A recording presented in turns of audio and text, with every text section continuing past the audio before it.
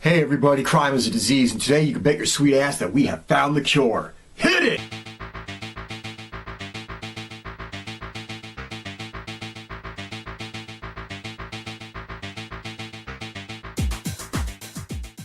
Alright, you know the drill. Today we're looking at 1986's Cobra. Before we go any further, to the trailer.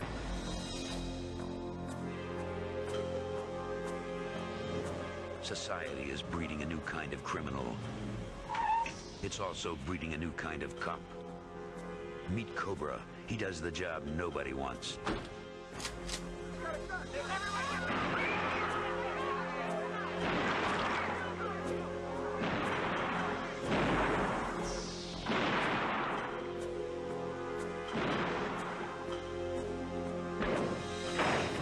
Did you use unnecessary deadly force? I used everything I had. Do you know you have an attitude problem? Yeah, but it's just a little one. You think you would recognize me if you saw him again? The tall one? Yeah. The one that wants to kill you. Do what you have to do to get a lead on this maniac. And if I find him? Do what you do best.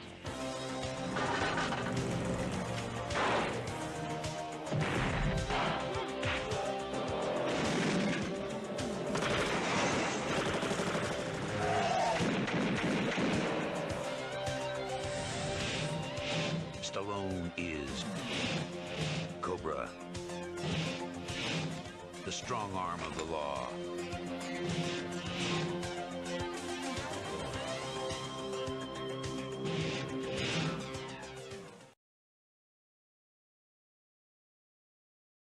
Alright, this movie was directed by George P. Cosmatos. He was an Italian director, and he gave us such movies as Rambo Part 2, Leviathan, Tombstone, and of course Cobra. He was very much into the action, stylized, drama, kick-ass movies of the 80s, and he left us with a few gems. So, he's gone now, he's passed on to the sweet by and by, but George P. Cosmatos, rock on. Okay, this movie stars none other but the man himself, Sylvester Stallone. What more do you need to say? I mean, come on, people. He's Rambo. He's Rocky. He was in other great flicks like Nighthawks and Victory. And he was the Demolition Man. He was Judge Dredd. I mean, it's Sylvester Stallone. On top of all of that, he's directed several hit movies, including Rambo, several of the Rocky franchise, Paradise Alley. He's written a whole lot of stuff. I mean, you can go through the list of it. I'm not even going to go through them. There's just too many to mention. We'll be here all damn day. But it's Sylvester Stallone. All you need to say, American icon, the man, the dude. Let's keep going. Okay, playing Ingrid is none other than Brigitte Nielsen. Okay, I know what you're going to say. It's Brigitte Nielsen. Yes, her life turned into a kind of a crazy soap opera train wreck, lunatic binge, dating fucking Flavor Flav, whatever the hell was going on in her world. But at one time, she was Red Sonja, she was in Rocky IV, she was in Cobra, and for a 6'2" Amazonian chick, at that point in her life, she was hotter than a pig in shit. You can't deny it. Let's keep going. Okay, playing Gonzales, Cobra's sidekick, was Reni Santoni. Reni Santoni goes way back to like 1962. His first thing that I really actually remember him in was the original Dirty Harry, where he played Dirty Harry's partner. Well, Dirty Harry, Cobra, kind of very similar guys. Whatever. Great actor. He's been in things like he was in Dr. Dolittle. He was in Bad Boys. He was in various TV shows over the years. I mean, his list of TV credit goes very long, very wide. Chips, 227, you name it, he was floating around it. So Reni Santoni, great actor. Always does a great job. Let's keep doing it. Okay, here's one of the unsung heroes of the motion picture world. Andrew Robinson. He's been around forever. He was also in the original Dirty Harry, where he did a phenomenal job playing the eerie, weird, strange, bizarre fucking killer in that motion picture. Andrew Robinson was amazing. He's been in a slew of TV shows. I'm not going to list them all. It'll just be here. We'll be going on forever and ever and ever and ever. But he's also been in other movies that you're going to remember. He was on Deep Space Nine, by the way, as far as TV shows go. So that's kind of cool that he's floating around in there for us Star Trek fans. You know what I'm talking about? But he was also in movies like Child's Play 3. He was in Hellraiser. We've already talked about the original Dirty Harry. He was on The X-Files and Mantis and Walker, Texas Ranger. And Andrew Robinson, as soon as you see his face, it's so distinct. One of those kind of actors, phenomenal in everything he does. Was never like the leading man type, but man, Andrew Robinson, he's the shit. All right, Brian Thompson playing the Night Slasher, or one of the Night Slashers, whatever. But he's been around for a while now, since the 80s. He obviously was in Cobra. He was also in Mortal Kombat Annihilation. You've seen him in the beginning of Terminator, the original Terminator, with, Arnold Schwarzenegger and Bill Paxton and all that kind of crap. He's had a long career. He's never been the kind of guy that, again, I mean, he has kind of a distinct face, so I don't think he's ever going to be the leading charming man type, but he's been in a lot of B kind of movies. Had a long career, and as soon as you see him, you think, oh my God, dude from Cobra. But anyway, Brian Thompson does a great job in this. Basically, his whole job is just to look angry, talk real low in his voice, and give an evil stare, which is what he does in a lot of his stuff. So, Brian Thompson, God bless. Let's keep going. And finally, we have Lee Garlington playing Nancy. She's the inside cop for the bad guys. I just give something away. Anyway, she's had a career that's gone on for a long time. She's always popped up. Again, never a leading actress type, but she's been in a lot of movies and done a lot of work. She was in things like, Dante's Peak and Field of Dreams and Sneakers and stuff like that. So, always working, still out there going to this day. Lee Garlington did a good job in this movie. She made you love to hate her. Good job. Let's get on to the story. Okay, everybody, this motion picture starts out with some very cool prophetic lines from Sylvester Stallone himself. In America, there's a burglary every 11 seconds, an armed robbery every 65 seconds, a violent crime every 25 seconds, a murder every 24 minutes, and 250 rapes a day. And that was in 1986. Things have only gotten worse, but let's get back to the story. The movie starts out after you hear that tagline by Mr. Stallone. It goes into a scene where you see these like businessmen, bikers, guys of all kinds of backgrounds, and they're in a swimming pool for whatever reason, I don't know, in an abandoned building, and they're smacking axes together, and you're like, these guys are like a weird cult, what the hell's going on? And you just see this motorcycle approaching a grocery store, a big supermarket actually, and the guy goes in, and much like sadly we would have today, he just starts opening fire and killing tons of people just for the sheer randomness of it. The police are outside, they're trying to get the guy to put the weapons down and to bargain and to leave, but he ain't there for that. He's just there to kill people and to spread his word that he's a hunter of the future generation, blah, blah, blah, all this other kind of crap.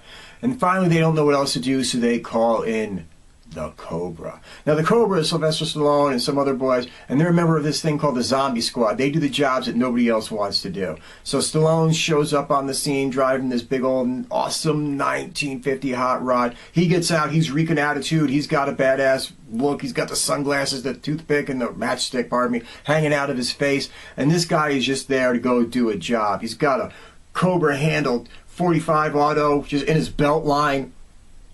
And he just goes in there, and the first person he runs into is Monte. Monte is the kind of guy, he believes in a more PC, a totally different kind of police where you handle things non-aggressively and everything. And he tells Sylvester Stallone, right off the get-go, I don't agree with them bringing you in here. Stallone goes in, cool, calm as a cucumber, gets a couple people out, takes a swig of a beer, tells this guy that crime is a disease and he's the cure, and blows his chest out all over the frozen food section of the supermarket. Right then and there, you're off to the races. You know what kind of motion picture this is. There's no other doubt in your mind. When he's walking out, he gets assailed by reporters. Did you have to use such violence? Did you have to use such harsh tactics? And he takes the reporter's face and sticks it in the face of a dead boy and says, you want to say that to his parents? You know where we're going. The movie continues. The night slasher is running around killing large amounts of people on the streets. Well, okay, some people on the streets. And it's become like a national headline. The Cobra wants to get involved. They're a little bit hesitant. They're like, oh my God, are we really going to put this guy in there? And you know, he's kind of a roughhouse. Should we do it or should we not? Meanwhile, there's a fashion model played by Brigitte Nielsen. Ingrid is her name. And she comes and she's going to work one day and she sees one of the victims of the night slasher. And she sees Brian Thompson's face. All of a sudden they say, oh my God, we got to kill this woman. We got to get rid of her because she's seen his face. Why does that even matter that much? I don't really know. This guy's a faceless guy. He's not somebody who's probably going to be identified that quickly. I mean, there's more than one killer there.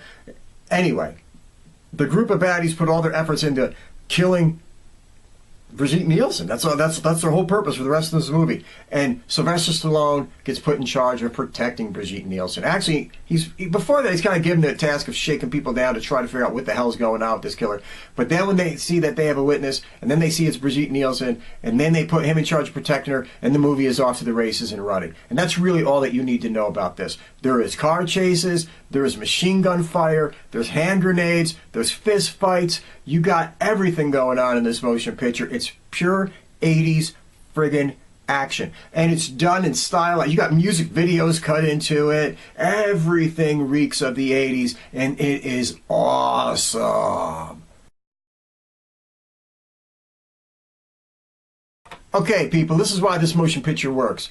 This motion picture, within the first 5 minutes, sets up the premise of what this whole thing is about. This is us, logical, against the PC culture of what was going on at the time. This is everybody saying, listen, man, crime is out of control.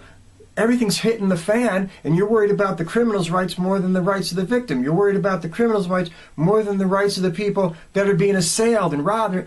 This isn't right. And the answer to that, at this point in time, in a motion picture, just like it happened kind of in the 70s, was Cobra. In the 70s, it was Dirty Harry. But in this movie, it's Cobra. And he comes along, and he's just like, listen, these criminals are a disease. They're a mess. We just got to get rid of them. Plain and simple. It's not about even having sympathy. The streets would be a better place if we just cleaned all these people off of it. And that's where this motion picture lies. You, in the beginning of this motion picture, know that this motion picture is not going to be politically correct.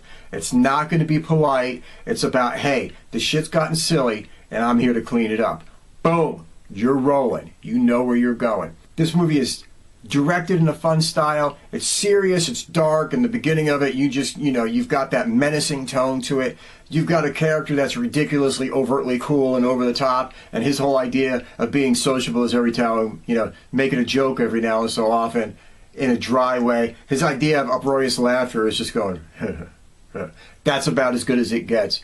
But underneath it all, he's the good guy. He's the anti-hero. He's the Dirty Harry. He's the Snick Plissken. He's that kind of guy that's getting the job done that nobody else wants to do, but everybody knows needs to be done. And he's out there doing it. So automatically you're rooting for this character right from the get-go. You throw in a very solid cast of really good actors. Okay, I'm not going to say Brigitte Nielsen is the greatest actress in this world, but she fits in very well in this motion picture. She does her job. At that point in time, she looked amazing, and that's what she is there for, to be the heroine. He's there to be the hero. And they're out there to kick some ass together and do what they do best. This is 80s action at its finest. Beyond that, this motion picture has a really good soundtrack. You're talking about, you got G. Mavois and doing Feel the Heat, which was an amazing tune. It's kind of launched his solo career after his whole area with the Plasmatics.